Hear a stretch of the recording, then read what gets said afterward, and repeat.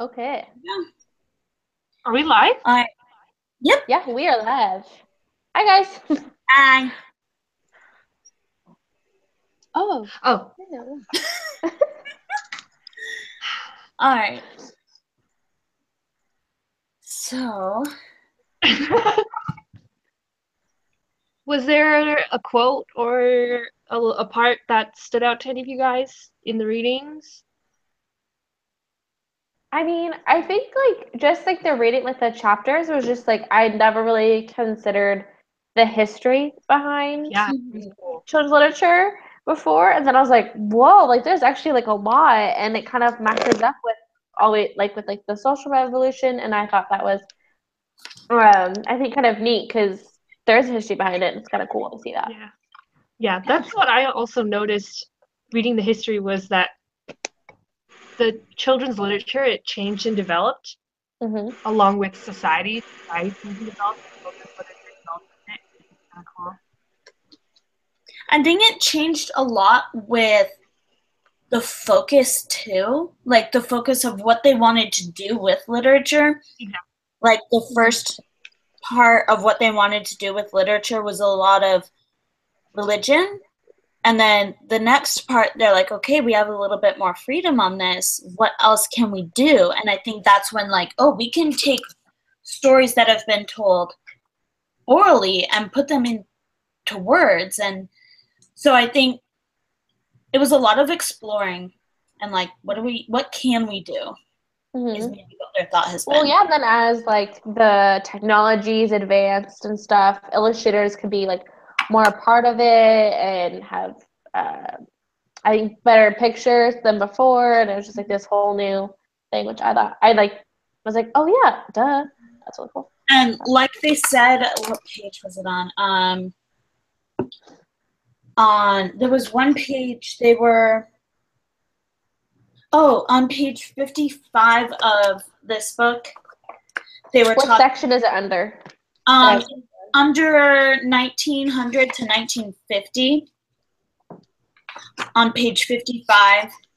Um, and it was talking about how there was a lot of popular but lesser quality books coming out and like the series that were just getting pumped out like crazy. And I think that a lot of that came from that technology that you were talking about, Kate, where they had the ability to mass produce books. And so they're like, we can make a lot of money off of this. Why not? mm, And that might be like the downside to the technology. right. Um, yeah. So I guess does everyone kind of want to go through briefly their post, and then we can kind of come up with questions as we go, if we have any. Sure. We're going to start with A. Sure. Mm-hmm. I don't know who it was. Wait, That I was thought Catherine. that wait, I thought that oh, A. Okay, I thought Joy was saying that the whole point was that we were supposed to have read each other's posts before we met so that we wouldn't have to. So the point was that we wouldn't be talking about our posts during the discussion. We would be going deeper. Mm-hmm. I think maybe it might just be, A it good might, starting point. yeah. Yeah, that's what I was I Like thinking do the too. have the topics point. I do have something that I thought was really interesting that I put in my post.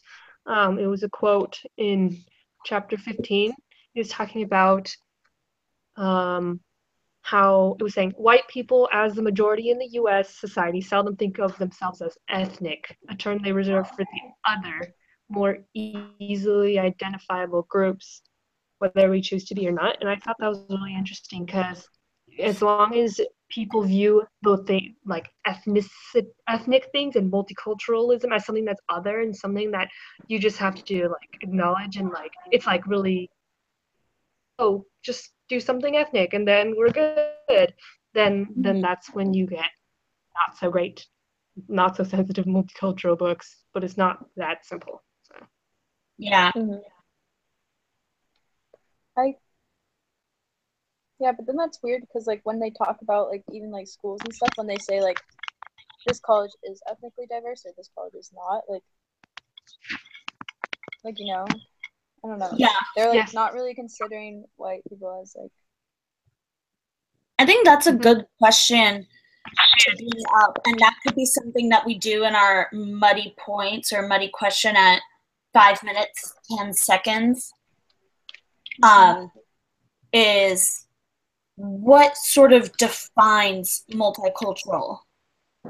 Because it could be a culture that's not white, but it could also be talking about multiple cultures coming together in a situation. So like a book about a neighborhood that has like different cultures living at different houses, or it could be just a book that's focused on a culture that's not American or East or Western European.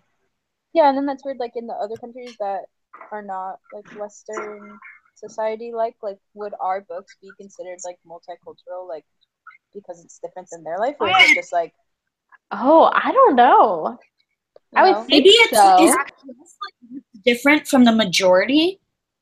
So it's like the majority here is Caucasian. So any book that's focused on like a culture that's not Western is multicultural. I mean, does the term multicultural shift at 6:27? Does the definition of multicultural shift based on what culture you're in?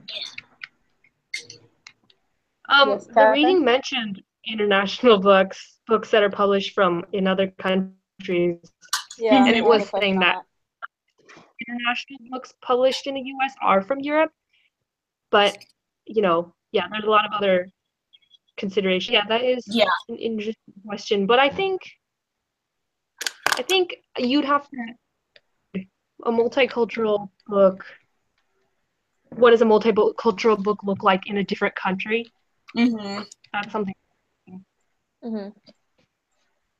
And then like, cause like even though like ethnically like white people in America versus like Caucasian people in England or something, like they're both the same ethnicity, but they're different cultures. So like, would that be considered multicultural if we had a book about? Well, and like, if you are someone who lives in England or whatever, then what to you is a multicultural book? Book's multicultural? Yeah. So like, how do we want to phrase that? Like, does the definition of multicultural? I said, does the literature- definition of multicultural change based on what the majority is? Or just also what country you're in. How does the definition of multiculturalism change between countries? That's a good question.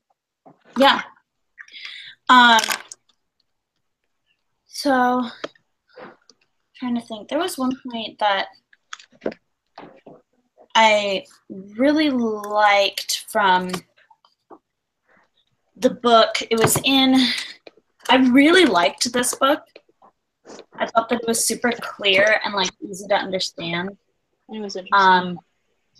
And it was very like to the point and made sense. There was one thing. Oh, this quote on page 203 under multicultural and international books. There was a quote by Walter Dean Myers that said, "Books transmit values. They explore our common humanity. What is the message when some children are not represented in those books? What is the message to non-mainstream children who do not see themselves reflected in the books they read? What is the message to mainstream children who do not see others reflected in the books they read?" And so I like that because it focuses on what is the effect of not having multicultural and international books in like easy access to the kids. And that also, it's not just various ethnicities, but also like various abilities and mental, not mental, but like different You know what I'm talking about? Yeah, Like people who it's not just people like who have Down cultures, syndrome. it's abilities and like It's everything. It's diversity in the sense, in a certain sense. mm-hmm. I was thinking about how well, I remember during the orientation, Joy was talking about how she was teaching her daughter to look to like analyze all the books that she read, like, you know, is this like looking at the skin colors of people and how it's people are portrayed. And I thought, and that got me thinking about like doing that as a teacher and like teaching students to think critically about what they read and what they consume, not just books, but like movies and music, because there's a lot of, you know. That's because I feel like we always talk about like, oh, like how are the characters, but I don't think we really discuss like the roles of ethnicity in books and like how they are portrayed. And I think that'd be really good to address like with students and teach them, because like up until this class I hadn't been taught that, and I think it'd been really valuable growing up. So I'd be scared to like books. Go ahead.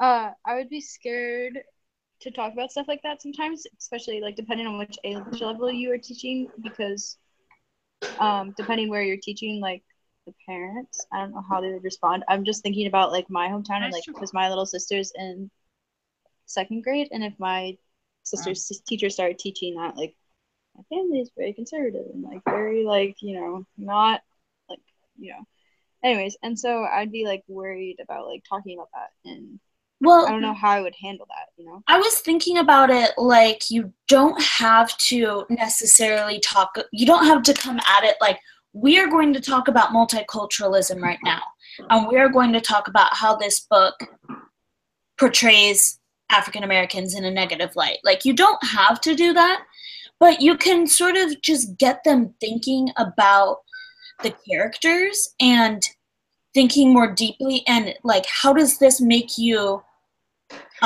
view the character. And it doesn't have to be how does this make you view this culture, but we can assume that in the moment when they're reading that story, they're viewing this character as a representation of the culture. So we can just focus on character, and maybe that would be a way to avoid the buzzword of culture. I think, or race, I think we don't have to look at critical thinking and look critically thinking about books in just the lens of cultures. Mm-hmm. Like you can read an essay about, you know, animals or whatever, and ask the kid and discuss with the kids, what does the author think of these animals? What do you think of these animals? And what do you think is actually true about these animals? And you can apply it across everything. Yeah, that would be a really good start. Oh yeah, I really think that's awesome. Like not going straight into like cultures, but you could talk about like, because there's gotta be books out there on like that sort of tackle the multicultural or possibly even like racist issues, but using like animals or different species. Or you could even like write one yourself, like if you know your kids like all like pizza, then like use words and stuff that make pizza sound bad without actually like saying it, and just like have the kids like realize, hey, the author isn't saying he likes pizza or he like doesn't like pizza, but it's definitely like shown, and then they can use those skills. Yeah, and it doesn't always have to come back to cultures. I mean, because I think prejudice is something that humans do that doesn't justify the cultures and ethnicities. Like there's abilities and how you look and all the other things. Maybe just like teaching kids about how an author is choosing to represent someone.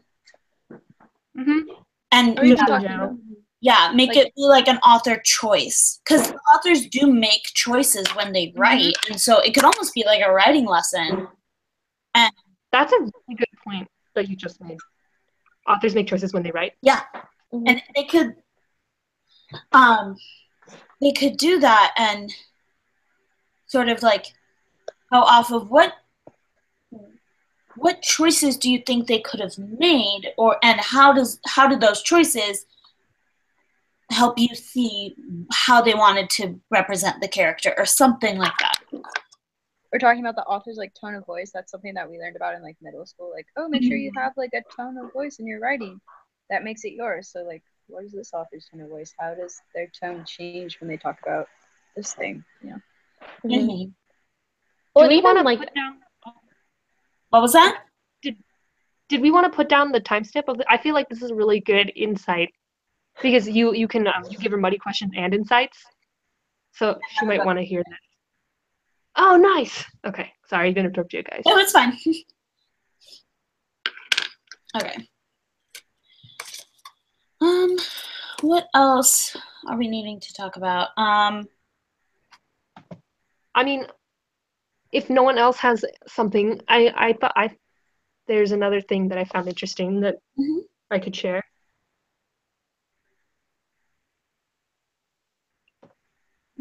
Go ahead. Yes? Yep. Sorry, we nodded and it probably wasn't obvious. Sorry. That was a weird thing. Anyway, so in the Tennells chapter 15, it was talking about this guy named Bishop. His last name is Bishop, and he defined 3 general categories for multicultural books. There's the neutral category where everyone, I mean, it doesn't matter, you can't explicitly tell what culture someone's from, but they just color in the skin's various lightnesses and darknesses. And then there's generic, where I think like they are from those cultures and it's obvious, but like the book doesn't have anything to do with the culture. And then there's specific, where the multicultural book is actually about that culture and reflects accurately what goes on with that culture. Yeah, I like that idea of sort of a categorization, because I don't think that the multicultural books necessarily have to be like focused on the culture. Like their topic doesn't necessarily have to be cultural. It could just have different cultures represented, but be a completely different plot that isn't focused on it. And so I like those topics. They're the subject areas. Yeah, I also initially thought, because it made it, the way they wrote it, those 3 categories, it made it sound like the neutral and generic categories were like really negative, and I was really confused because they shouldn't be. But I think you can't let the neutral and generic categories be your standard for multicultural literature. The specific has to be like what you're working for. Like you can't just say, okay, it's neutral and generic, we're good, we're done. What page do you, Catherine? Do you have the older version, the new version? Because I don't remember reading that, and I thought that was really interesting. So I just want to see if I was on the right page. And I found it on the PDF. Nicole, do you remember where that was? I have the green one, and I don't know. That was in the multicultural and international books, right? Yeah, chapter 15. It's near the end, I remember. Near the end. That's the end.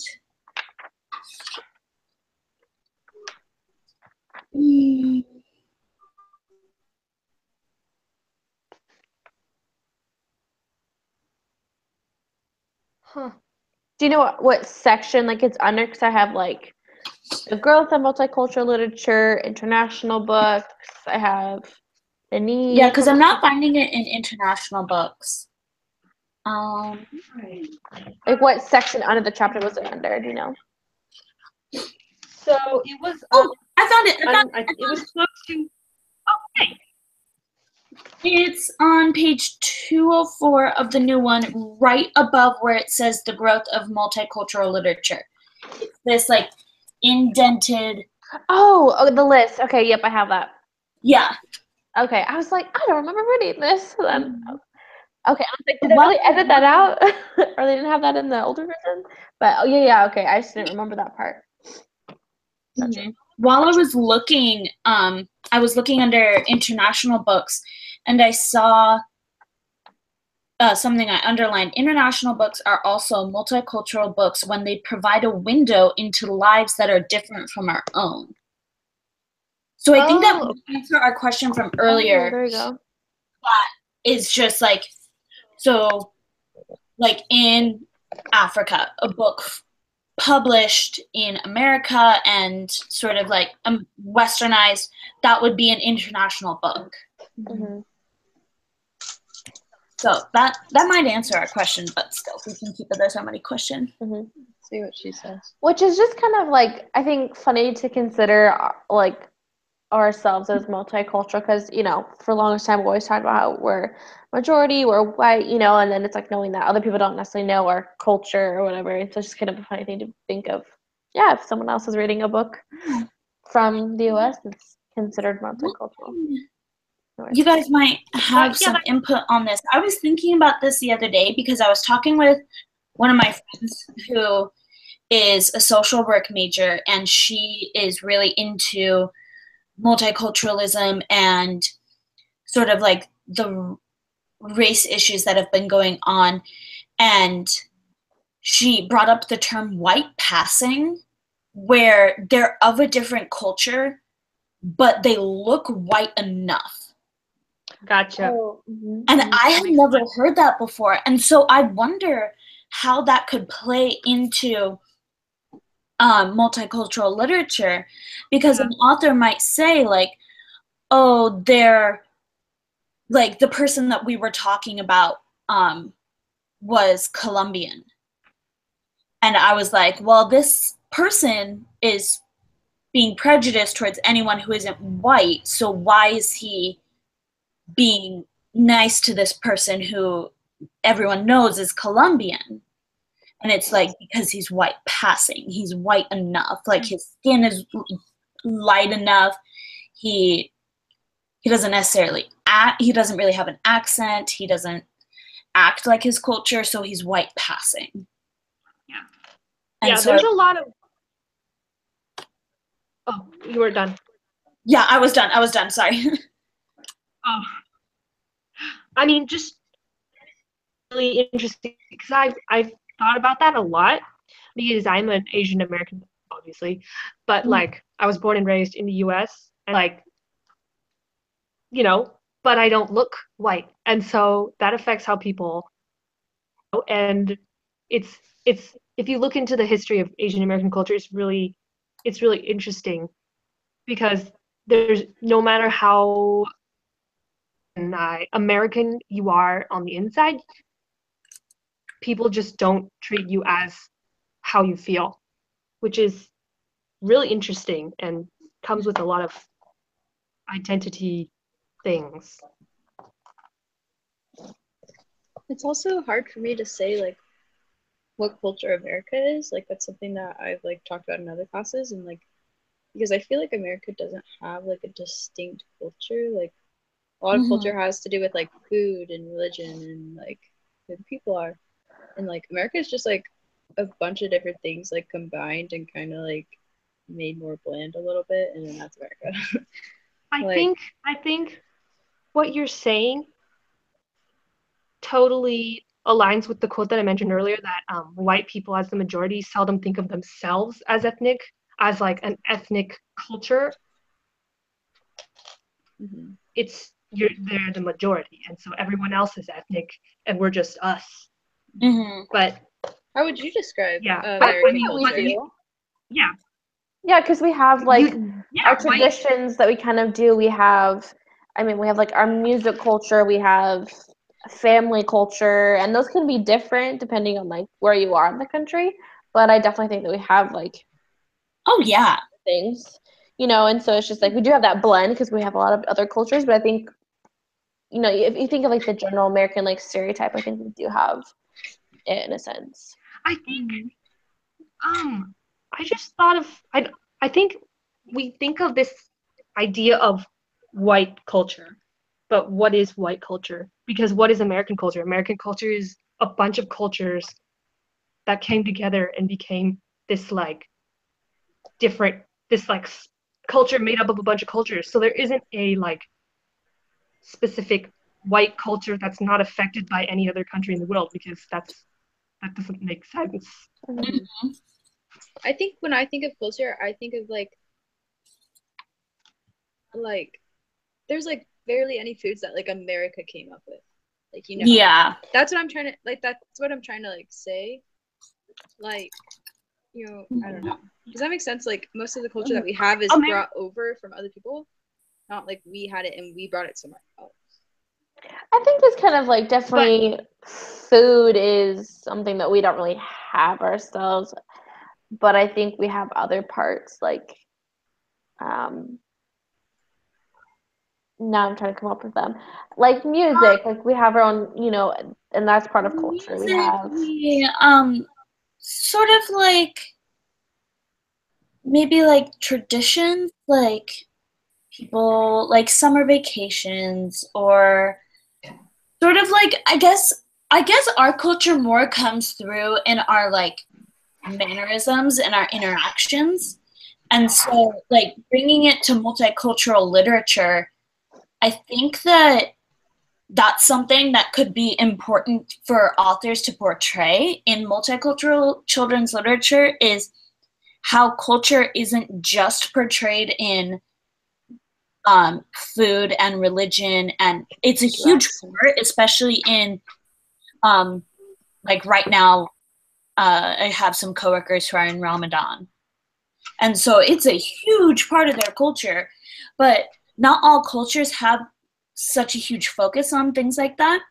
And so I think that the American culture is a lot focused on the mannerisms and how we interact. And so that could be an interesting focus for a multicultural book of showing maybe how different cultures react, or not react, interact. Yeah. Man, the country of the USA is so weird. It's like so different from all other countries.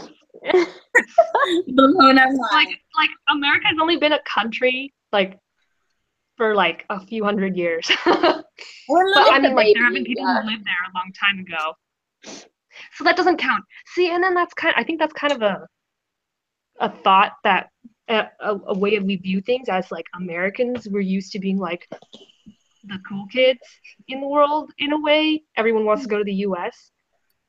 Yeah.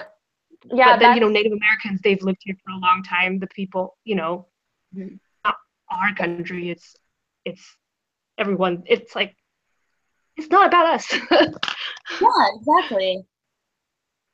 Mm-hmm.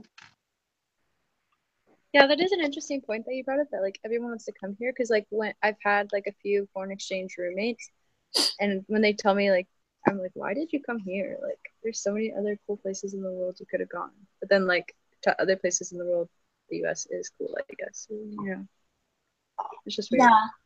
And that probably just comes from like growing up here. Yeah. There was that definition that I'd said that was like international books are books that they teach us about a culture different from our own. And so there's a lot of connection between the cultures over in the East. So like there's a lot of connection between Asian cultures, Middle Eastern cultures, European. So if they do travel, as much of an experience as when they come to the US, because we're really unique. Like we are our own place.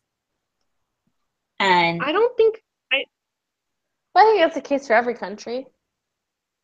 You know, like yeah, I think that the reason that a lot of people want to come to the US is because it's a really new country, and it's been the idea, you know, when America was first, when the US of A was first like colonized and stuff, it was the land of opportunity. It was the new unconquered land where you could go and be someone new, and you could leave everything behind and like make your own life and that kind of thing, like escape all the make your own way. And I guess that still persists today. Like a lot of people, when they think of a place where they can have better opportunities, is the US. And I don't know if I don't think that's 100% because the culture is different. Because a lot of people, I mean, leaving your home country, your home culture is really hard. And so they see something more in the US than just a different culture that makes them willing to leave their culture and their home and everything that they know. Well, I feel That like makes sense. the US is also like relatively safe up until like a little bit ago, you know? Like there's not like a civil war going on or something, and like a lot of countries do have a lot of like danger. So like it is like a safe haven for families to come. So that might be another reason why families come, you know? Yeah, like my uncle, he's from Rwanda and experienced the Rwanda genocides. And he like like my aunt went over there and she's like every person wants to come to the US because they see it as a land of opportunity, they see it as this place where you can like move up, and which is true in some cases I think, but I think people view it as like that stereotype, and they all like, and it's not nearly as oppressed as some other countries are, where like you haven't necessarily had like a genocide like that before, so they see it as this place that's like, you know, beautiful, I want to go there, it would be amazing. And I mean, we're kind of so used to it, like, no, it's not like that. Yeah, because like when we talk for about somebody that's that way. America as like the land of opportunity, like I've heard a lot of like teachers and professors that like joke like it is not the land of opportunity, like it's not equal, it's not free, you know? Yeah, we still have our issues. Yeah, we do. Yeah, I think that a lot of this, because I was reading, I tend to be a slow reader, so I was reading a little bit ahead in the books and started reading Esperanza Rising, which is in like 2 weeks. And she comes from a very privileged, well-off family in Mexico, and they are moved to a labor camp in California. And there's some characters who really feel that the US is that like land of opportunity. And so yeah, I think that's interesting. And America is like a pretty rich country as well. Like, you know, like our poverty is like we're in a lot of debt, but we also have a lot of income. So well, also our middle, it's, have you seen that video that like documents that like shows the like, yeah, the way that the money in the US is divvied up? It's like the 1% has like, it just, that's how much money and they have, and then the middle class is like down here, and so there's like there's a huge gap between the upper like 1% and like the rest of the 90%. yeah, but I meant like, because like, but I guess people,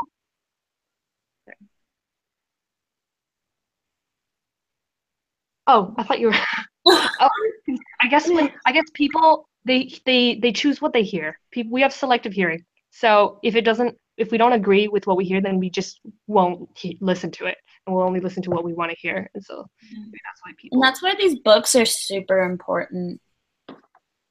Like multicultural books that like we're putting in the hands of the kids, like, because it's, for some of them, it's going to be the only way that they learn about other cultures. Because even though their parents are primary educators, there's going to be parents out there that don't educate their kids on the cultures. Yep. For sure. It'll be kind of interesting too, the knowledge that we're learning, like really applying like, oh, this is a really high quality book, or this is kind of teaching not necessarily correctly, or, you know, like not in the best way that it could, and like really knowing how to like choose those type of books for our future classrooms, I think will be super awesome. So yeah, one of my questions was about like how to determine like if a book is authentic, like a multicultural book, and one of the like the things they said was like one of the best ways to determine that is to have someone from the culture that the book is like focusing on or has in it like read it. But then that's hard for me because I feel like that is really subjective, and like you could get one person from the culture that's like, yeah, this is perfect, like this is so true, like it's really authentic, and then you can get another person that's like, no, that's not it at all. And so that's true. Ooh, that should be another money question, because we just have 3. I think we only have 1. I think we kind of have 3. Okay. Well, I think this is a good question, because I was like, well, what if you don't necessarily have access to someone that's part of that culture? Or what if you Um, get two different opinions and both of the people are yeah, in like what culture? should you do? Yeah. Will you have an answer, or you just? Yeah, no, the book addresses that point. It might have been chapter 5, I think, but it was saying how the whole idea of multicultural literature, like the whole point is that a culture is not just one experience. You can't take, a whole ethnicity and just group it into one single experience. It's a Stereotyping, yeah. bunch of individuals and everyone has a different experience. Mm-hmm. And that's the point of multicultural literature. It doesn't just make it seem like one culture is this one thing. Yeah. And so I guess I and was just so asking then if like that was an actual like authentic way to determine if a book is authentic, or is it like so subjective? Like we should focus on other aspects before we choose that as our way of choosing. I think it can depend. And I mean, this is a like odd and kind of comical example, but I watched Bachelorette, and the Bachelorette this season is Black, and there was a guy who came on and said, "I want to go Black," or he said, "I'm ready to go Black, and I'm never gonna go back."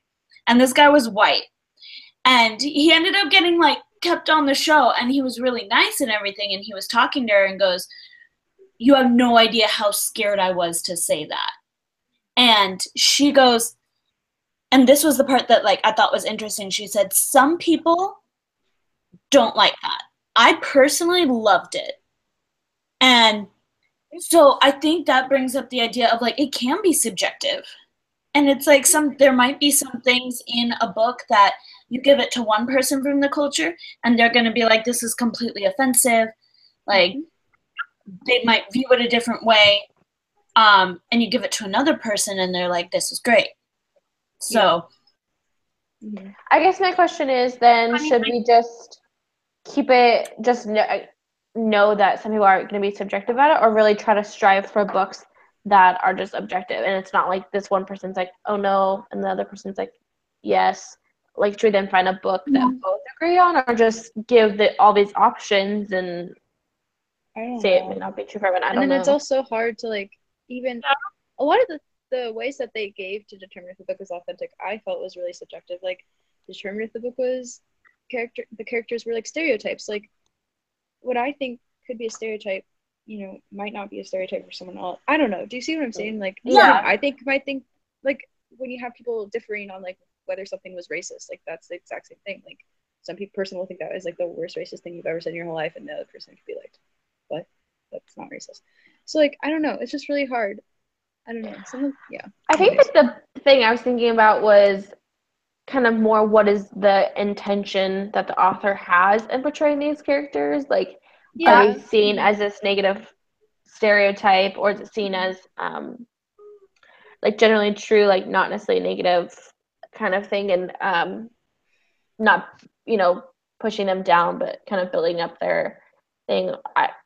That would be my guess. Is like But yeah, you're right. Stereotypes could differ between person to person. Like, well, I don't see that as a stereotype, or yes, I do, absolutely, and it could be different. But I don't know.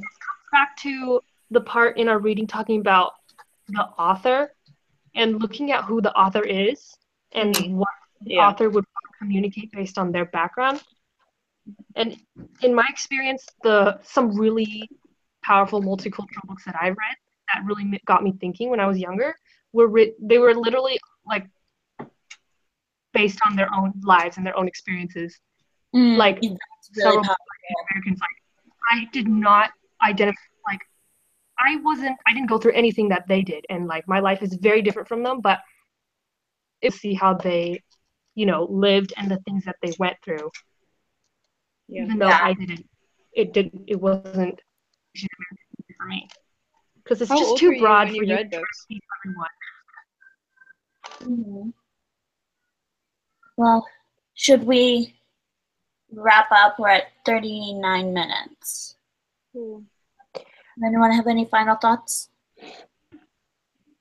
No. All right.